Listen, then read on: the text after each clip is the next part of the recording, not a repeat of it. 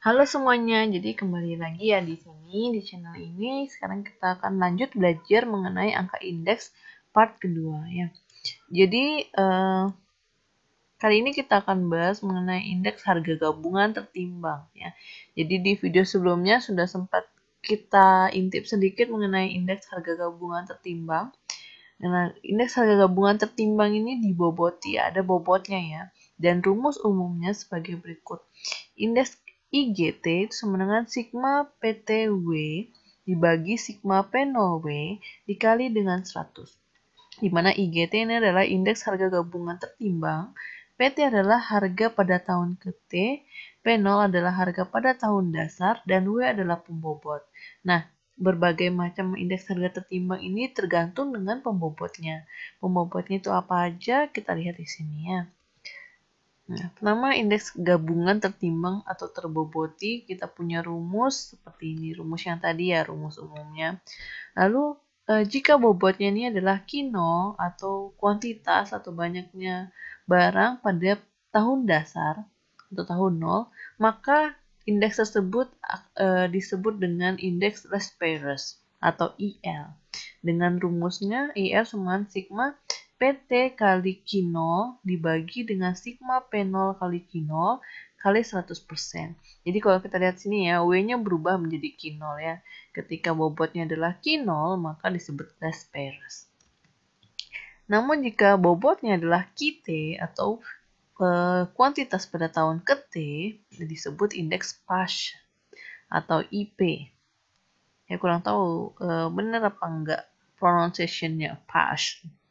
Oke, nanti dikoreksi ya kalau salah ya. Nah, IP ini rumusnya adalah sigma PT kali QT dibagi dengan sigma P0 kali QT kali 100. Nah, kita lihat lagi di sini W-nya ya. W-nya itu diganti dengan QT. Nah, kalau W-nya diganti dengan QT disebut indeks PASH atau IP. Sedangkan jika bobotnya adalah Q0 ditambah QT, maka disebut dengan indeks Marshall. Marshall-Edwards ya panjangannya, atau disingkat dengan IM. Nah, kalau kita lihat sini W-nya kita ganti dengan Q0 tambah QT. Ya, jadi IM sama sigma PT dikalikan dengan Q0 tambah QT bagi sigma P0 kali Q0 tambah QT kali 100%. 100 aja ya. Ya, di mana Q0 adalah kuantitas atau banyaknya barang pada tahun dasar dan QT adalah kuantitas atau banyaknya barang pada tahun ke-T. Jadi inilah perbedaan pembobotannya. Nah, namun selain itu ada juga indeks gabungan lainnya, di mana indeks ini menggabungkan dari indeks-indeks yang tadi sudah kita sebutkan ya. Pertama adalah rata-rata hitung dari indeks less pairs dan indeks PASH atau IP disebut dengan indeks Dробis. Ini singkat dinotasikan dengan ID. Jadi ID ini adalah rata-rata hitung dari indeks less pairs dan indeks PASH. Jadi IL ditambah IP dibagikan dengan 2. Ya, jadi kita dapatkan indeks Dробis. Sedangkan rata-rata geometri dari indeks less pairs dan indeks PASH disebut dengan indeks Irving Fisher atau dinotasikan dengan IF. Jadi rata-rata geometri itu bentuknya seperti ini. IF sama dengan IL dikali IP dipangkatkan setengah.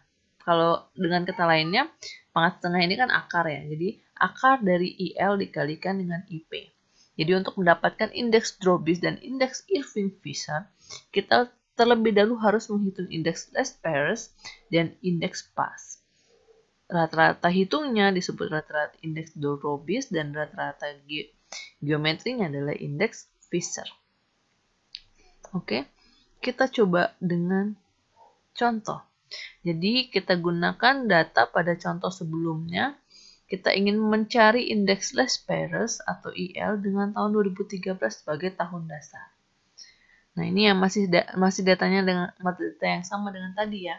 Ada 5 barang di mana ada 2 tahun, ada data harga dan ada data banyaknya barang. Dari tahun 2013 tahun 2014. Nah, Untuk mendapatkan indeks less pairs, tadi kan indeks less pairs itu bobotnya adalah Q0 ya. Jadi kita butuh dua kolom bantuan, yaitu kolom pertama adalah PT kali Q0 dan kolom kedua adalah P0 kali Q0.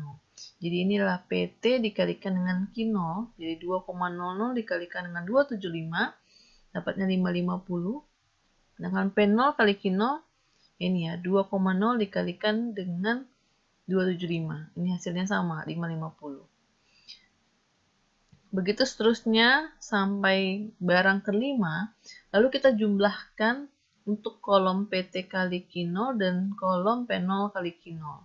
Ya, ini adalah jumlah atau sigma PT kali Q0, yaitu 2231,8, sedangkan jumlah atau sigma P0 kali Q0 itu adalah 2146. Sehingga dengan berdasarkan rumus indeks less pairs, maka diperoleh IR sama dengan 2231,8 dibagi 2146 dikali 100. Itu adalah 103,998. Sehingga kalau kita lihat dari indeks less pairs ini lebih dari 100, maka terjadi peningkatan dari tahun 2013 ke tahun 2014 sebesar 3,998 atau hampir 4%.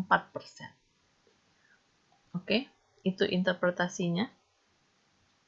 Kemudian kita ingin mencari indeks Irving-Fisher dengan tahun 2013 sebagai tahun dasarnya. Dengan data yang sama. Nah, untuk mencari indeks Irving-Fisher tahun 2013 kita perlu menghitung IL dan IP terlebih dahulu. Kan dia Irving-Fisher ini rata-rata geometrinya ya, dari IL dan IP.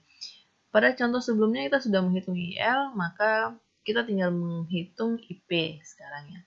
Kalau IL pembobotnya adalah Q0, maka IP pembobotnya adalah QT. Maka kita perlu dua bantuan kolom di mana kolom pertama adalah PT kali QT dan kolom kedua adalah P0 kali QT.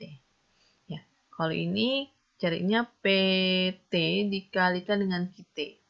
2,00 dikalikan dengan 185. Dapatnya 370.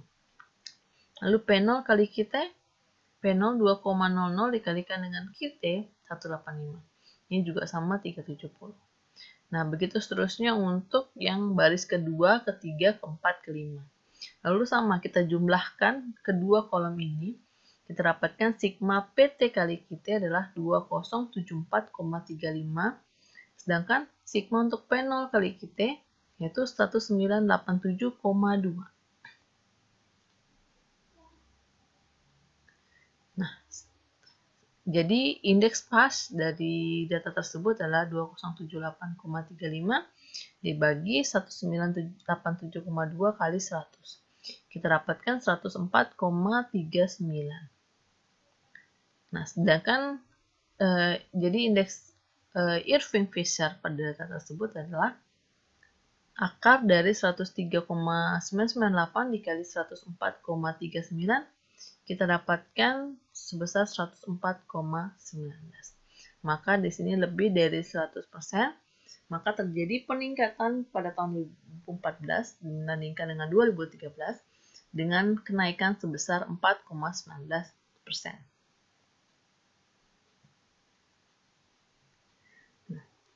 Kita coba mencari indeks Marshall ya. Indeks Marshall belum dicari dengan tahun 2013 sebagai tahun dasar. Nah, masih pakai data yang sama.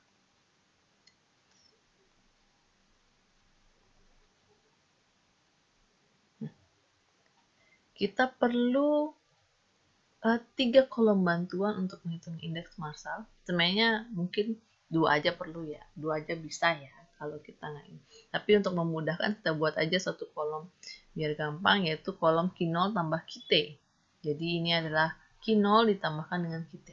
275 ditambahkan dengan 185 dapatkan 460. Dengan PT dikali Q0 tambah QT adalah 2,00 dikalikan dengan kolom yang baru ini ya, 460 dapatkan 920. Dengan kolom ketiga P0 kali Q0 tambah QT Ya, jadi untuk P0 kali Q0 tambah QT itu juga sama ya. Jadi P0 kita cari kolom P0 dikalikan dengan Q0 tambah QT.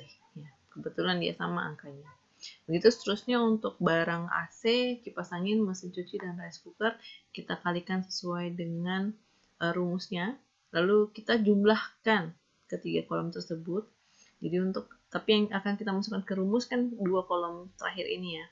Jadi sigma PT kali Q0 tambah QT itu adalah 4306,15, sedangkan sigma P0 kali Q0 tambah QT adalah 4133,2. Sehingga bisa kita masukkan ke dalam rumus 4306,15 dibagi dengan 4133,2 dikali 100 diperoleh 104,18. Tidak jauh berbeda dengan indeks Irving Fisher yang tadi ya. Jadi indeks Marshall-nya adalah 104,18. Ini artinya ada peningkatan dari tahun 2013 ke tahun 2014 sebanyak 4,18%.